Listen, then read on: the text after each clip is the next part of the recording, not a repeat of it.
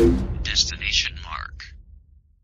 Hey guys, how's it going? Not Sweaty Marcelo here, and this is the second video I'm doing to celebrate Spyro's 20th anniversary, a retrospective on the whole series, or at least what I've experienced. Yeah, that's the thing.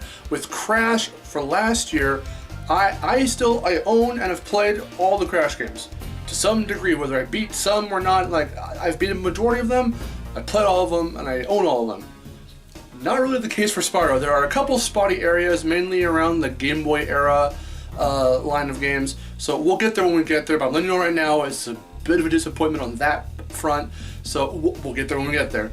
But I'll be going over all three iterations of Spyro. I've at least experienced all of them to some degree. And I'm only going to talk about really what, again, I've experienced with them and what I own. So we'll see all that stuff. They're all behind me. We'll go over them right now. So let's begin. So let's start with where it all began. The very first Spyro game. It's very reflective. I think there is a colored version. I think I own the colored version. This is not the first copy I've owned. Funny story about that. I'm not going to go full detail into it because I actually went into detail with it on our video games playthrough of the first game. TLDR, I broke it as a kid. I was so stupid back then. It was dumb. It was really dumb. I broke the disc. I'm dumb. But we had very good memories with that game. Still have great memories with it, of course. My mom and I, that was like our game. We used to play it a lot when I was a kid, and she herself played like nearly the whole game and got up to Nasty Nork, but never beat him because I broke the disc. But anyway, she'll finally get her chance to with Reignited Trilogy when I introduce it to her, and she hasn't seen much. She doesn't want to be spoiled on the way characters look and things look, so she hasn't seen any of these videos of my news coverages and stuff. However, with the original first game, I love it to death. I have shown, link down below to the video if you haven't seen it, I've shown off, because it still works, the jam-packed demo disc they used to have for PlayStation Underground that had the Spyro demo on it. It was one of the earliest builds of the game, and it was one of the earliest demos they put out. I played through it. I remember playing, it was that exact disc I had played back in the day. I didn't break that one, and I played it again like about a month or so ago, so there's that. But the first game, let's talk about it itself now. The first game is just, it's monumental. I freaking love it. It was my introduction to the franchise. Since it was in '98, and at the time I was like 3, I had to have been at least 3, 4, or 5, like around there when I actually first started playing Spyro. But it just, the way it was presented, the way it still holds up today, obviously, it's great. I freaking love the first game. Just the charm it has. It was a revolutionary game back in the day when it first came out.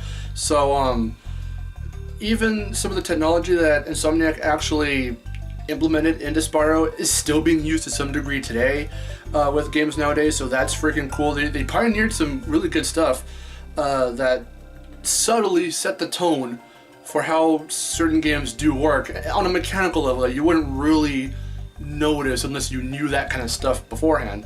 But about the game itself, though, with the way it plays and everything, I love it. It's very straightforward. It reminded me of Crash because of how straightforward Crash is. You're not talking to guys. You're just going through, beating levels, killing enemies, collecting stuff. I love it. I freaking love it. Crash and Spyro solidified my love for those kinds of games.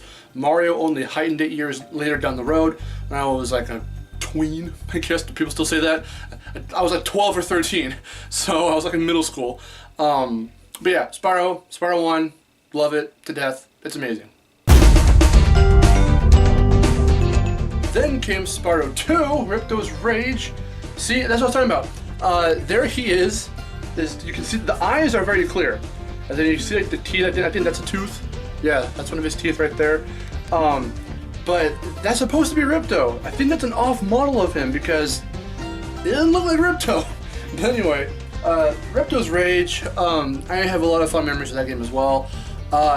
Just the fact that it heightened up, as the way sequels should, it heightened up, just the music was more dynamic, the levels were bigger, but then the focus kind of shifted, so you're not doing a whole lot of straightforward platforming where the goal is still necessarily to get from the beginning level to the end of the level, and in some levels the end and beginning aren't that far apart, But this time around you're doing missions and you have to collect certain things by helping people and talking to people, and that's not necessarily a bad thing.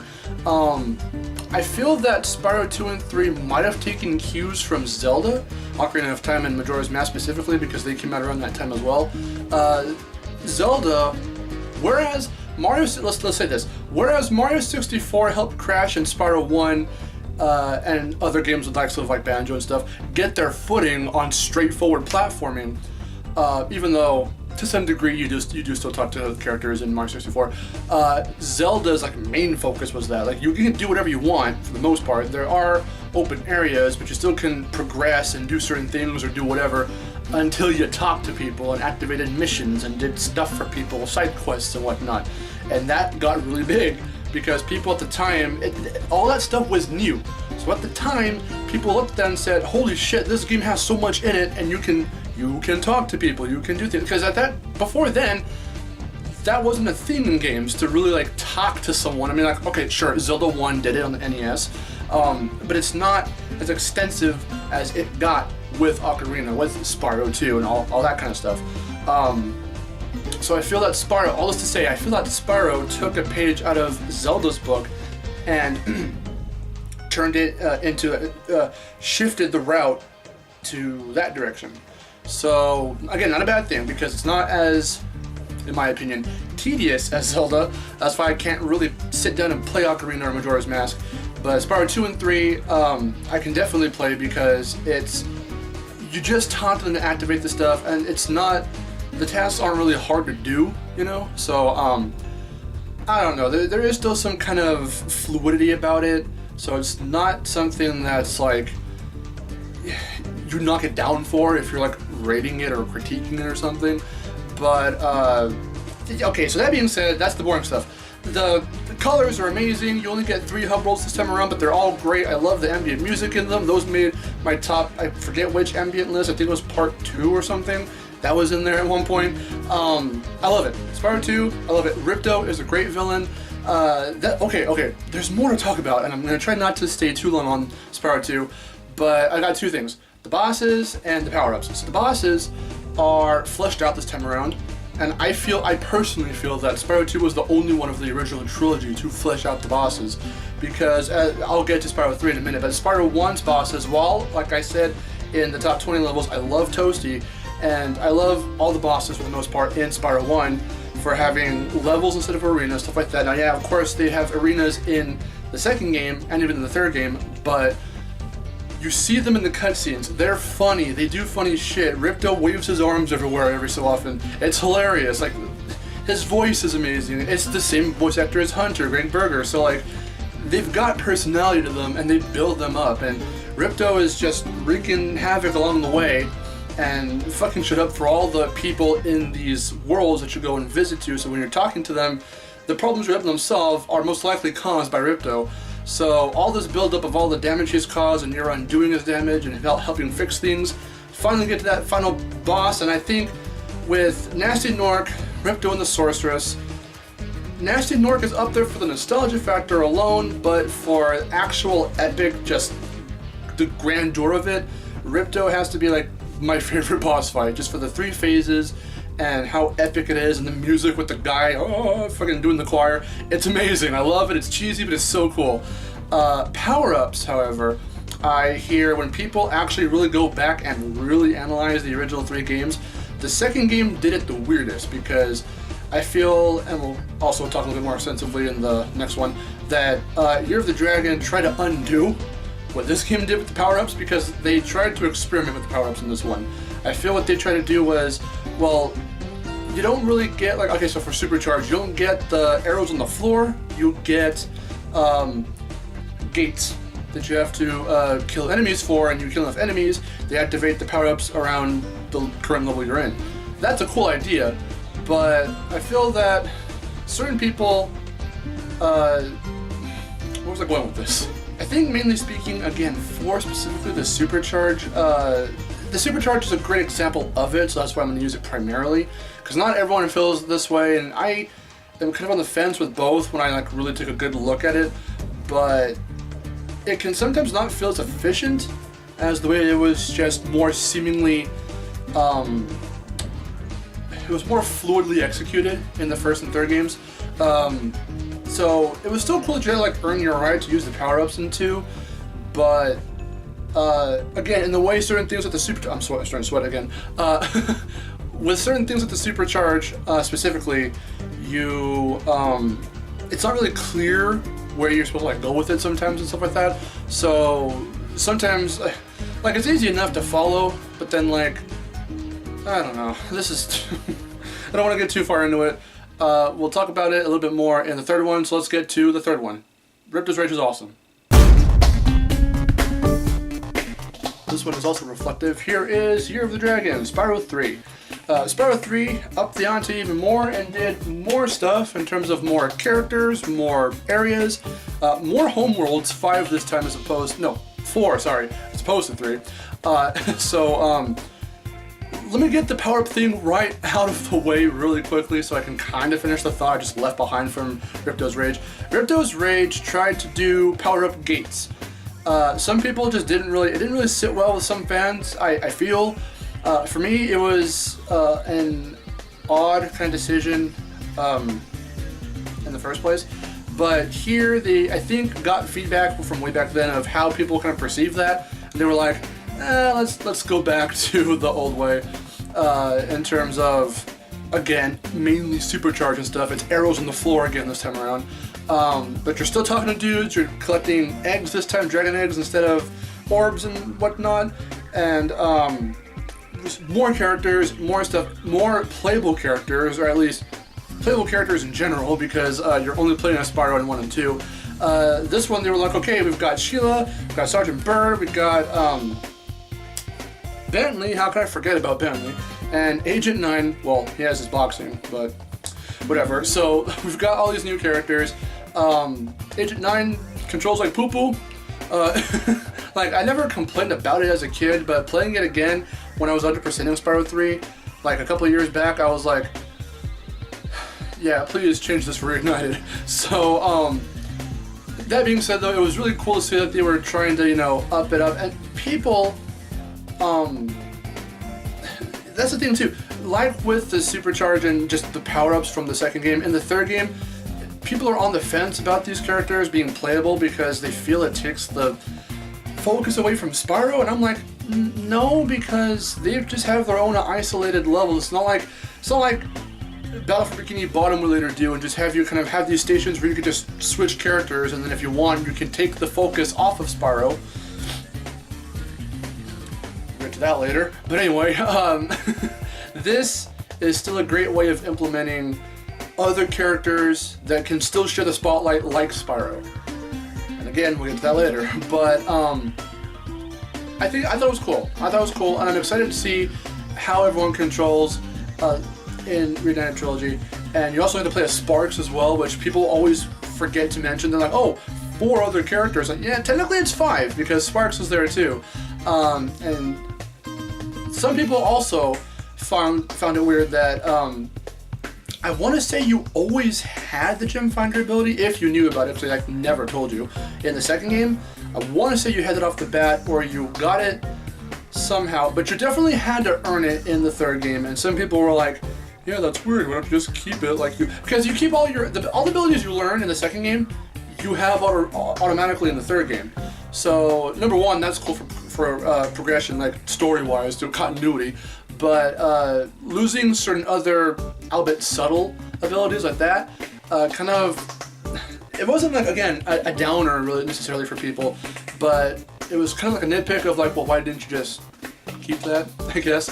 But seeing as it's connected to Sparks, first and foremost, and you get to play as him in general, and you unlock he has his own abilities that you can unlock, that's still a really cool thing.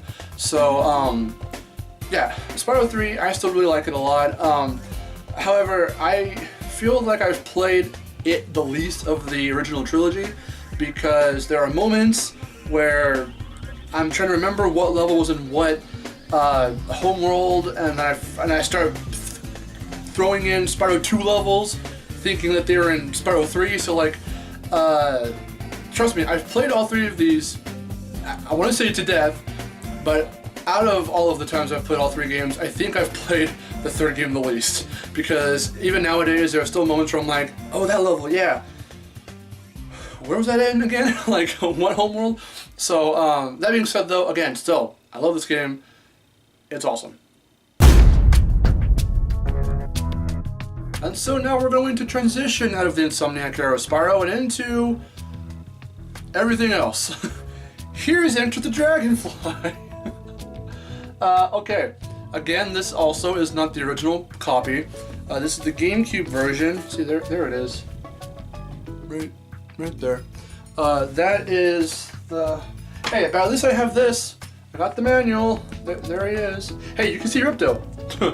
You can see it more clearly now. The fire is gone. That was a bad reference. Also, Lord of the Rings. This game's not good.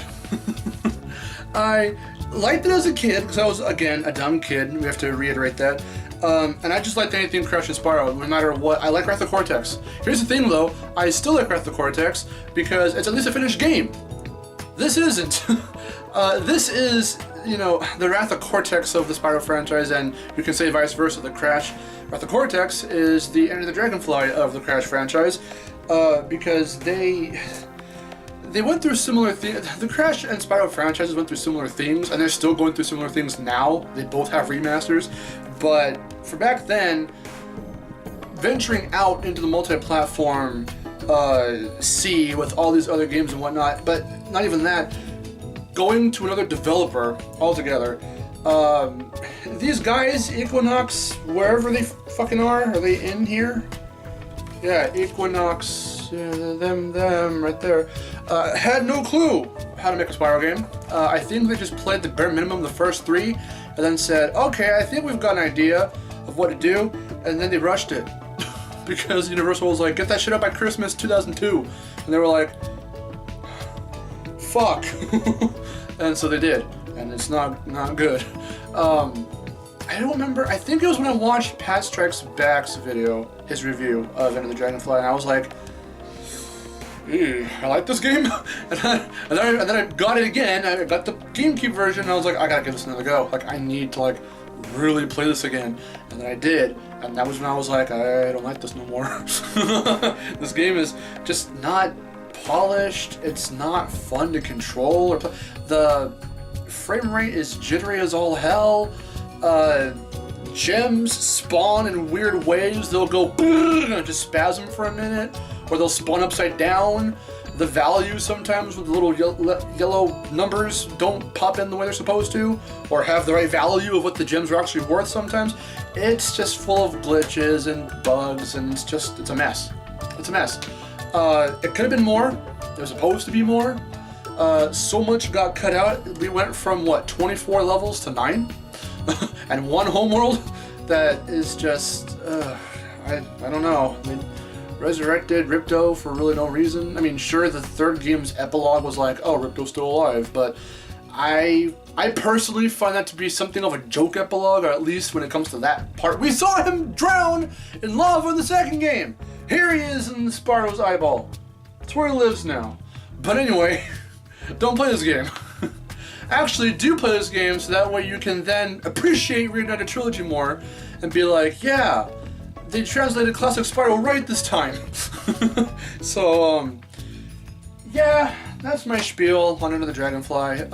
Also link down below to a couple of my personal experiences from way back in the day, like maybe 3 or so years ago, where I actually 100%ed Enter the Dragonfly.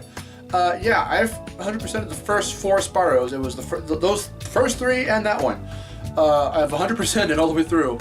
I don't know why I did that with Enter the Dragonfly. I figured, fuck it, I'll do it, and then I did, and I didn't enjoy it. But, yeah, there's that. It could have been more, it could have been awesome, but it's not. And it's at this point that we're getting to some odd, this is where the video kind of gets a little bit odd, because now we've got a Hero's Tale, Spyro Hero's Tale.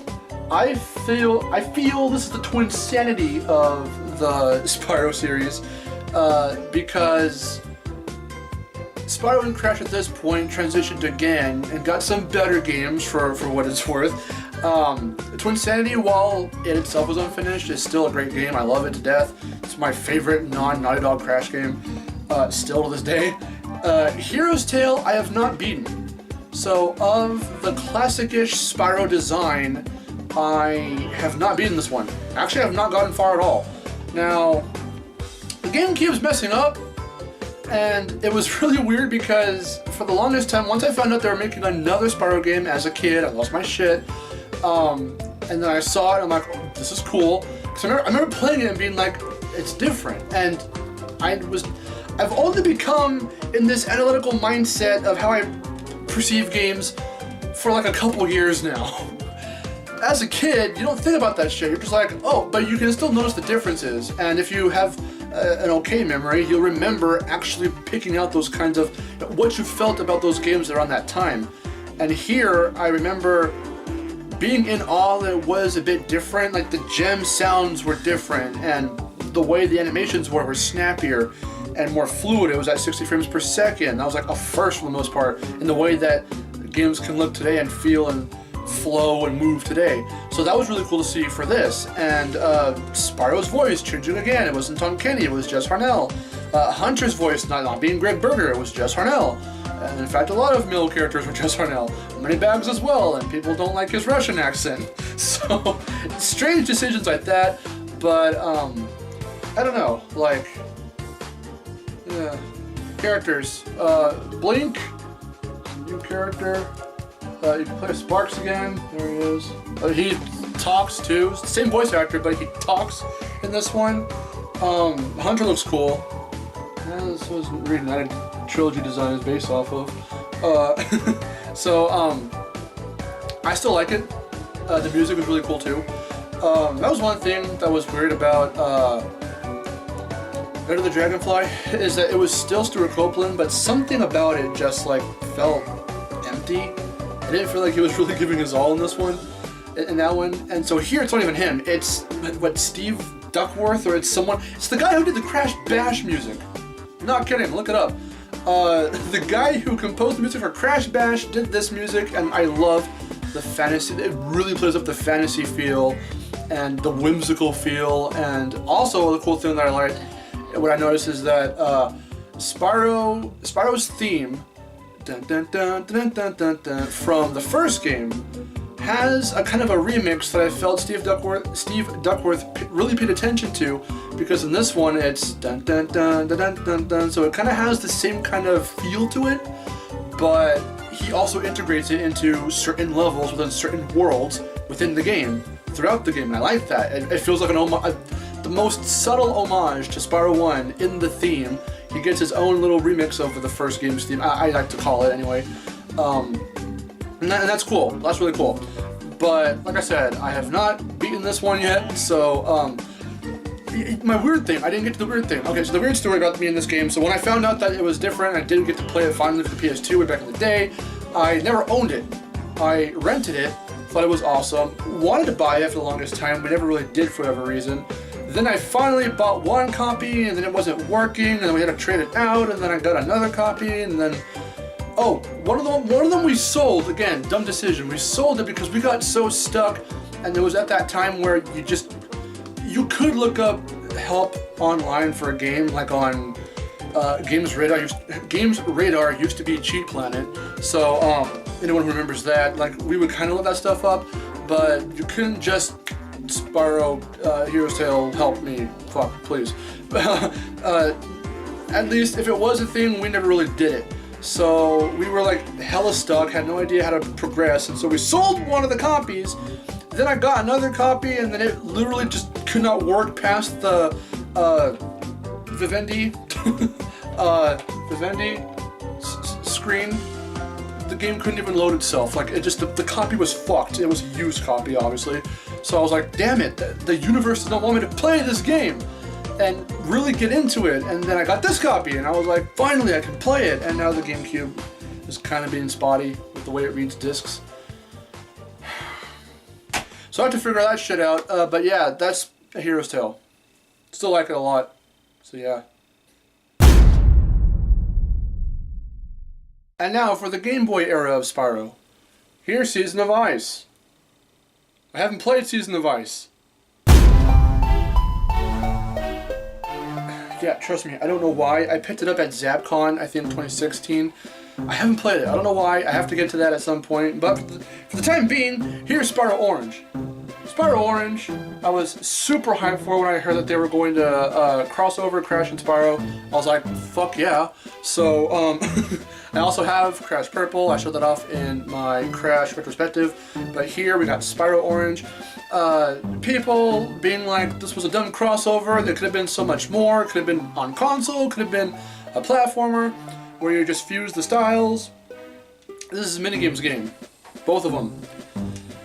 I know that. I still don't really care. Do I want a proper crossover? I mean, yes, but this being the first ever official thing, and it was a big deal, at least for us who were fans back then, because at this point, that's when the whole thing of Spyro and Crash's popularity were kind of starting to dwindle down a bit. They started to gain that title of, well, they used to be icons, and now they're subpar at best. Whatever, but this was still a big deal. For us who love both franchises, this is a big fucking deal. And I still like it. It's minigames game. The music is like whatever, but I still have memories of getting this and playing it just non-stop. Which one? I don't think it was this one. I think I beat Crash Purple. Don't think I beat this one. Not sure. But it's still fun. I like it a lot. This one is a short segment, but it's still cool in my book. Oh, hold on. Also, before I go to the next one, we also have, I got this from ZapCon too, the Crash and Spyro Super Pack. Apparently this one has a huge adventure for Crash and Season of Ice. So I have 2 copies of Season of Ice, technically, for Spyro. Still haven't touched this one either.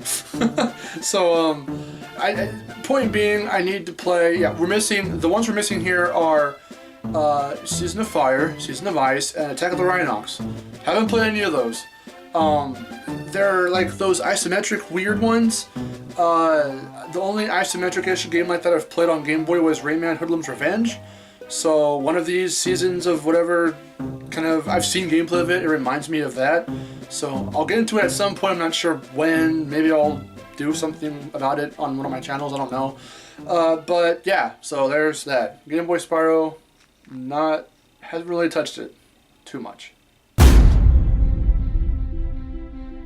So that was pretty much the end of Classic Spyro. Oh, there was also on the DS Shadow Legacy. I heard it wasn't a great game.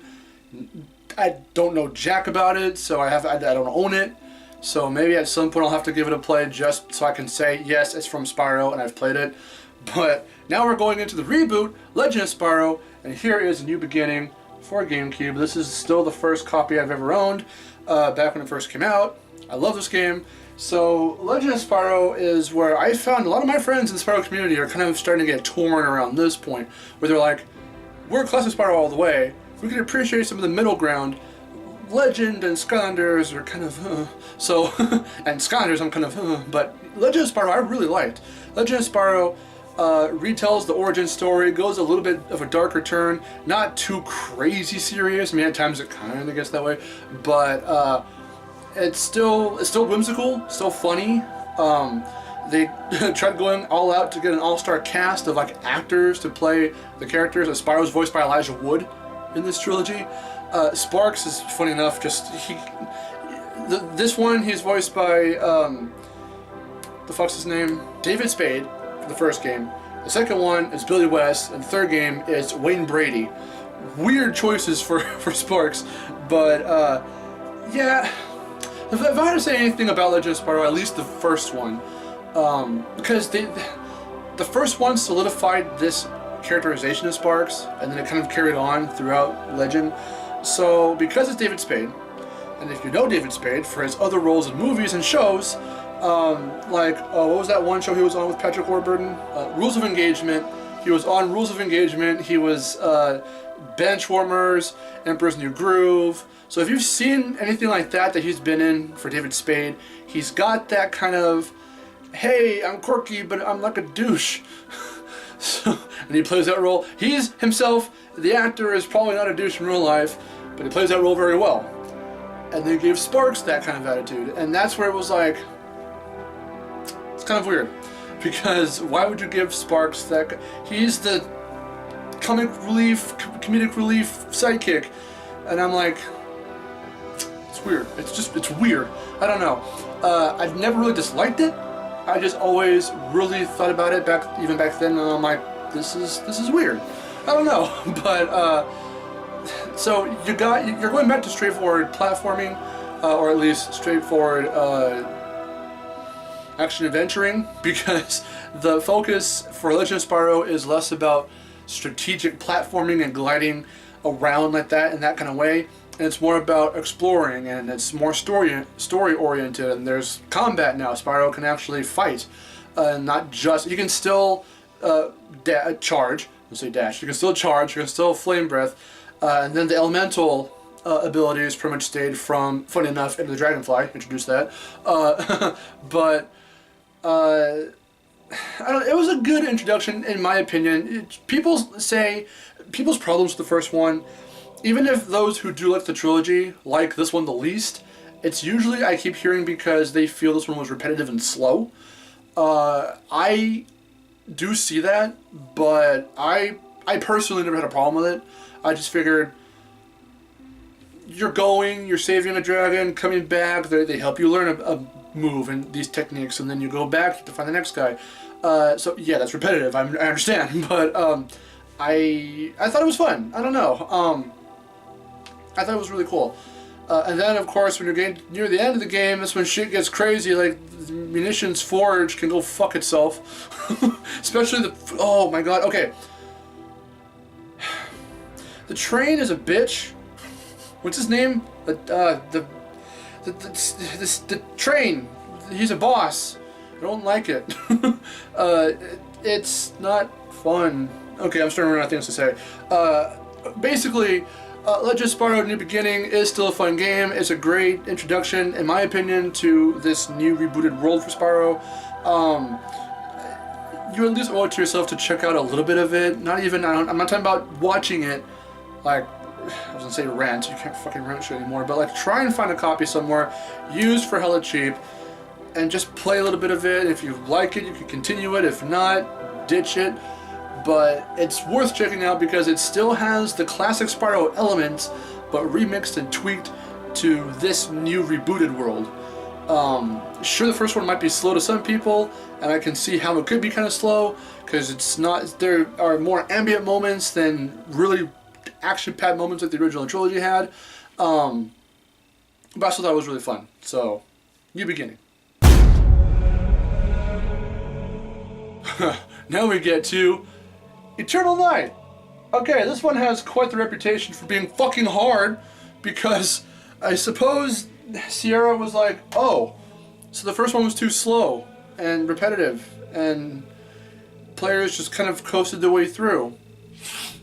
Let's admit the enemy is just the fucking worst. Because the enemies, oh my god, and you don't even do a whole, okay, so, where to begin? The first game has its own formula. It's an introduction, so you're meeting these dragons, these guardians, and you're going out and saving them, so that kind of harkens back to the first original Spyro game. You're saving dragons. And it's reintroducing you to Spyro in this new way. That's cool.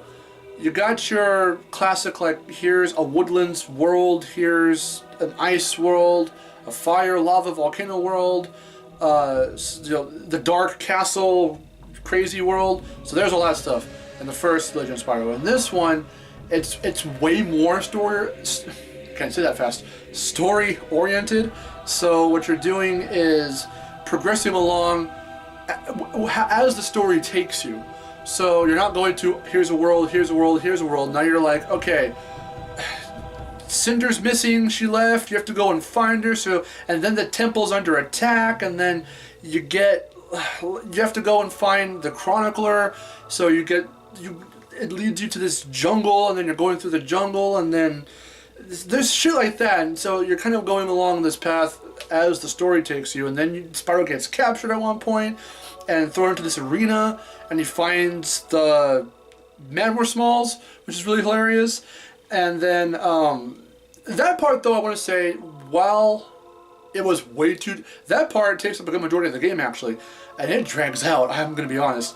Not necessarily the part where you're actually fighting all the villains within, or the enemies within the arena, But when you're trying to escape the damn place, because you're on this big-ass ship that's in the air with all this armada of ships that are all flying through the air, going wherever they're going, the cool part about that area of the game, which is actually coming kind of towards near the end, is that part's cool because it's not a level or any kind of whatever, it's just you trying to escape by blasting the hell out of one ship, leaving it for dead, gliding to the next one, or taking a boat or whatever to the next one, and then you're destroying the ships and going along, and that's really cool. I like the way that played out a lot. But again, the game is hard. There's no real difficulty setting for this one. I think the next one has it though. But there's no difficulty setting, so they just were like, okay, we're going to make the game harder by making the enemies fucking garbage, and then there you go. There's your difficulty spike. And it gets downright unfair at times, seriously. But I have not beaten this one. I'm really close. I'm near the end. So I will beat that at some point, and I'll let you know when I do, for whatever reason you want to know that. But that being said, this one is an okay middle ground for just progressing the story along. And I don't even know the context within it, but Spyro then gets Dark Spyro is introduced here. He gets like some shadow ability for some whatever. I don't know the context. That's the thing. I don't know the context. I just seen it. I don't know the context though. So that happens. But yeah. Also, Crash has a cameo. It is a picture. It's a reference. This one was okay, but it's hard. So you can watch the story cutscenes and not miss a whole lot in the gameplay. But yeah. This one I barely played at all. It's the conclusion to Legend of Spyro, Dawn of the Dragon, but I still have a lot of things to say about it. Number one, off the bat, I love how they age them. This is the most adult and most changed in terms of character design that we've ever seen Spyro. I mean, look at that.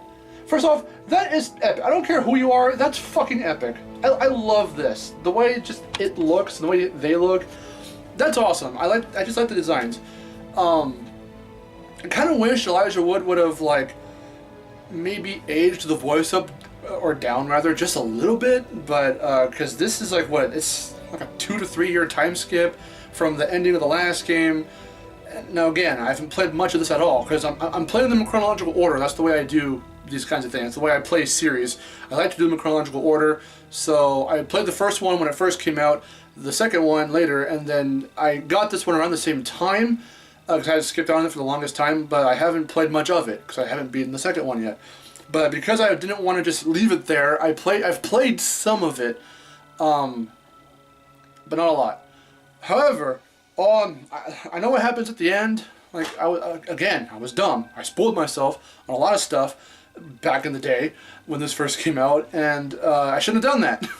So I know how it ends before I even really getting to play it. Hunter's in this. He looks awesome. Show a picture. Is it a PNG? A JPEG? I don't know, but there he is. Okay, but seriously though, this is the part where I've mentioned some of this before in my game chat on co-op multiplayer. This is the first Spyro game in general, let alone in this series, where it's 2-player couch co-op.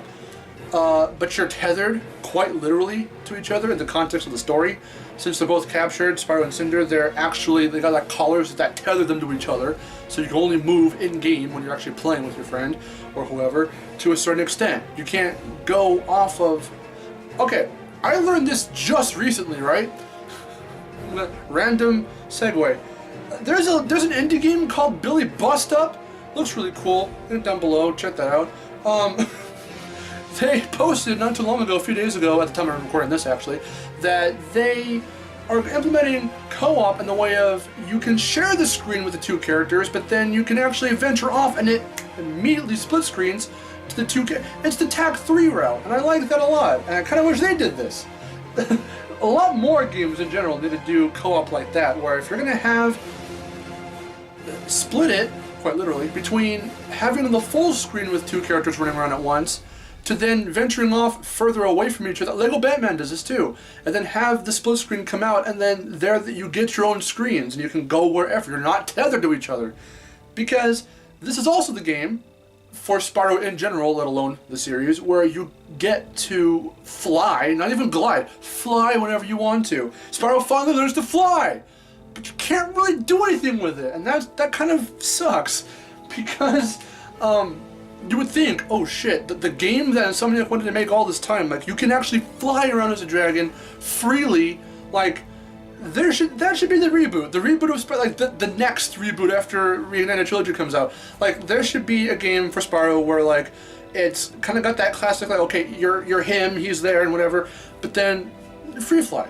Essentially what people want in Reignited for some weird reason. Free flight, where you can just fly around, build something around that. I don't know how, but it'd be cool. But I don't know much about the story in this one. Again, I don't have the most experience. This is of all the Spyro games before Skylanders, this one is like I know the least about it for the most part. I know some spoilers, which I'm not going to say, of course, for anyone who wants to check out Legend, who really hasn't or whatever. But for how they progressed it, for how the conclusion. Oh, also the Guide You Home actually made me cry. It's weird to admit, but it did. Just because I like the way it sounds. It's the conclusion to this grand epic reboot for Spyro. It's Gabriel Mann and Rebecca Newell, the two members of Spyro Mouth, so that's really cool. But yeah, okay, so not the most experience with this one, but I still like it.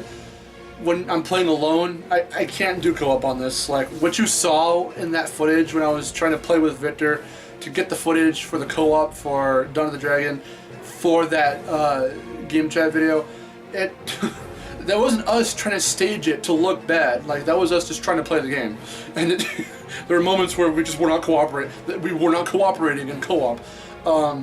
But yeah, it's still a good game, I feel, in some areas. I need to really play it to really give a definitive, is it a yes, or is it like a eh, or is it just like a mm.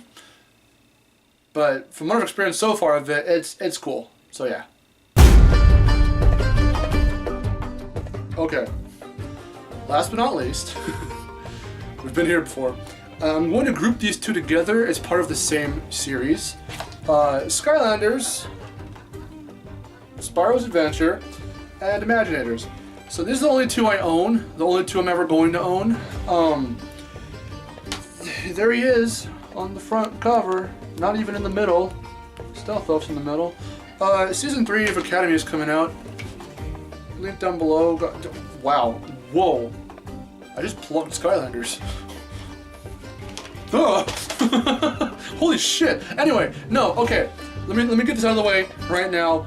Academy is different from the games. Skylanders Academy, the Netflix show, is actually pretty good, and I prefer it as a show than as a game franchise, because everything I've seen of the games are just not... I'm sorry, babies, where are you? Okay, let's start with this one. It's not good. I don't care what you say. I played it all the way through.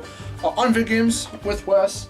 If you take Spyro out of it, just completely, all things considered, it's still not a great game in terms of trying to show the player how to do things. Like, they really show you and tell you a lot of stuff that like either is blatantly obvious or that you could figure out on your own without anyone having to shove it down your throat. The level design is simplistic. Things kind of take to the characters. You have to talk to characters a la 2 and 3, but it's just very meticulous this time around. And I found out years down the road, in that playthrough on Vid Games, you can skip the dialogue with the C button. I just thought the dialogue was completely unskippable in general. You can just make it go faster or whatever. I didn't enjoy it.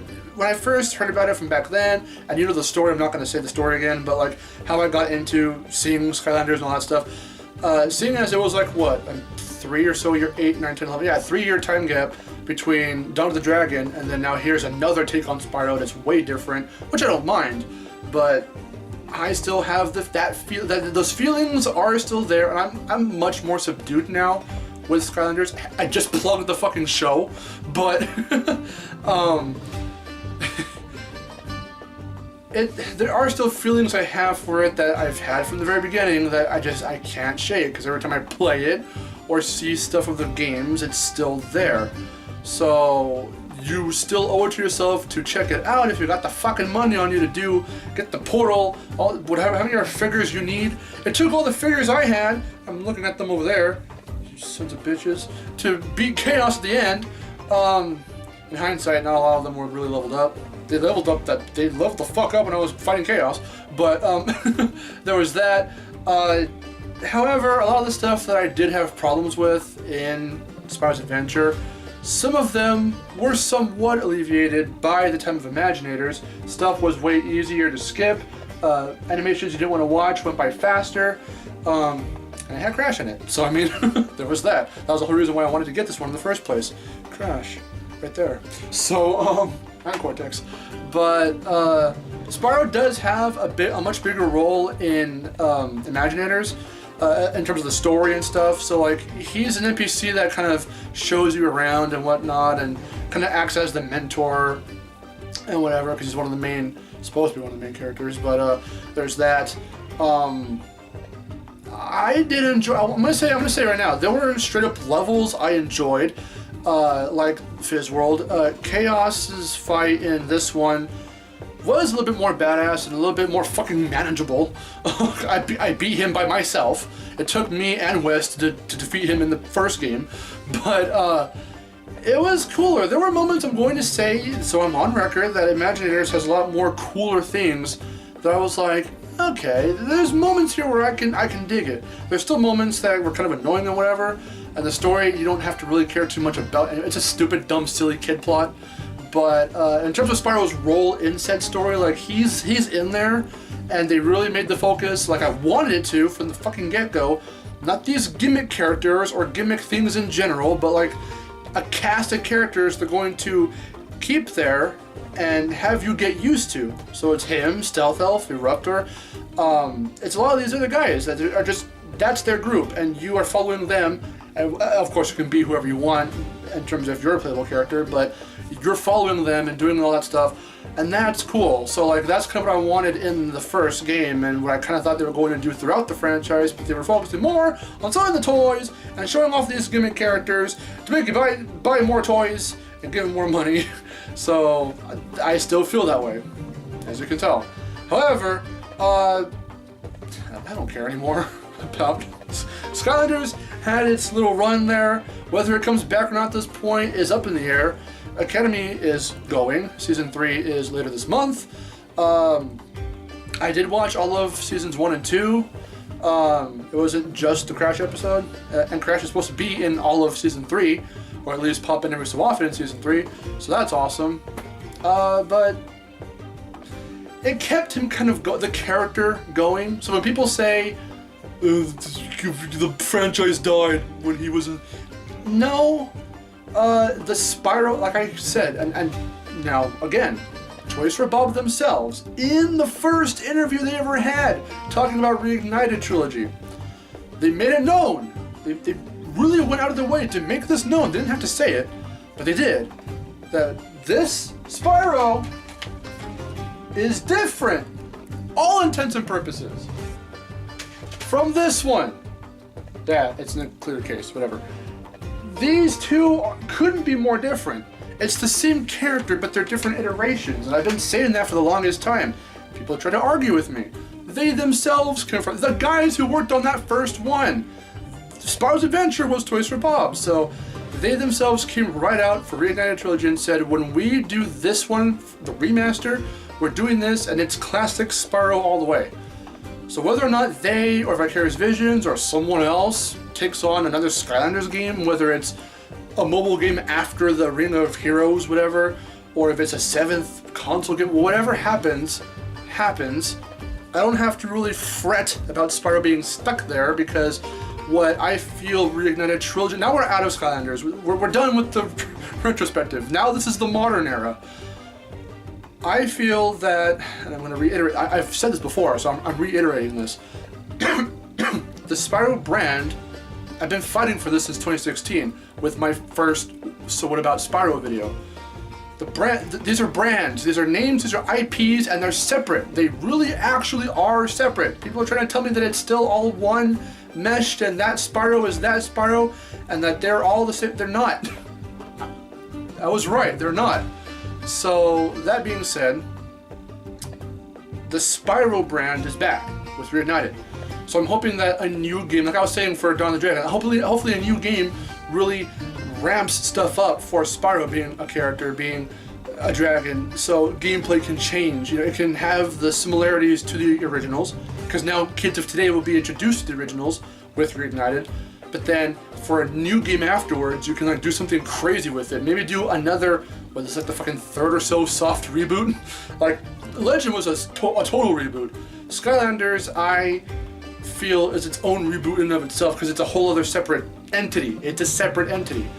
Reignited kind of sits on, it's classic, but it's not part of the main like canon thing. It's a retelling, a reshowing, a reimagining of the originals. So it doesn't really have a place in any kind of wherever. But that being said, the brand has new life breathed into it because of the remasters. So with that being said, something new can come along later in the next 2 or 3 years and really like bring to something else we haven't really seen yet. Same thing with Crash, but that's Crash. But same kind of principle. So Skylanders is still thriving. It's got the mobile game, it's got Academy. But whether or not that happens, I'm not gonna be so like, there's another one? Because I used to be like that. Like, Trap Team, what the fuck? They're making another one? Swap Force, there's another one? Like, I was like, how much are they gonna milk this? And if they're gonna keep it going, fine, I don't care, because now I know that he's not stuck there anymore and he's not really being used to his full potential. He has a chance to now with his own brand again. That's what I've been wanting. That's what a lot of us have been wanting. So that's that. I knew this was gonna happen and that all of this would culminate in just me ranting about Skylanders again. I knew this ahead of time, so I apologize. If you skipped to the end, to here, then I don't blame you. But that's my retrospective. What do you guys think? It's been the fucking bumpiest ride with both franchises. I'm getting sweaty just thinking about it. So, what do you think, though, of just this fucking journey we've been on? And it's really funny how it's the remasters of the classics that brought me to meeting a lot more of you guys, like Aaron, Canadian guy, Jordan Fringe, Josh gaming back with Crash and Spyro Trilogy. Like, I met a lot of these guys through the remasters, and so I've only known some of you guys from Crash from a good only barely year ago, so I've only known some of you guys from a year ago, and then a couple of the Spyro guys, I've only known them for a couple months, but it's funny how they all bring us out of the woodworks and unite us in a way, so like, it's really cool. So yeah, I'm looking forward to Reignited Trilogy. That's where we're at right now. That's what the Spyro train is right now. Hopefully it doesn't stop with this. Hopefully we get more after Reignited Trilogy. It's into with Crash too, but again, this is Spyro. So what do you guys think of the journey we've been on? We're still going. We still have another like month and like 2 weeks or so at this point. Or 2 months, and yeah, we still have a while. It would have been like another maybe 13 or so-ish days, but it's not. It's another 2 months, but we're almost there. We are almost. Remember that April, that was when we first heard about this, and all of this started happening. April, that was almost half a year ago. It's like 5 months ago, but we could wait another 2 months. They're trying to. I'm just ranting at this point, rambling. They're trying to really, they're trying to do right by the fans with Reignited Trilogy, making it as perfect as it can be, so they have delayed it, but it's almost here. It's just a little bit longer. So, I'm Marcelo, I'll see you guys later, thanks for watching. Here's to 20 years of Spyro, and hopefully a lot more in the future. We'll see just where it goes. Yeah, take care. Happy 20th, Spyro.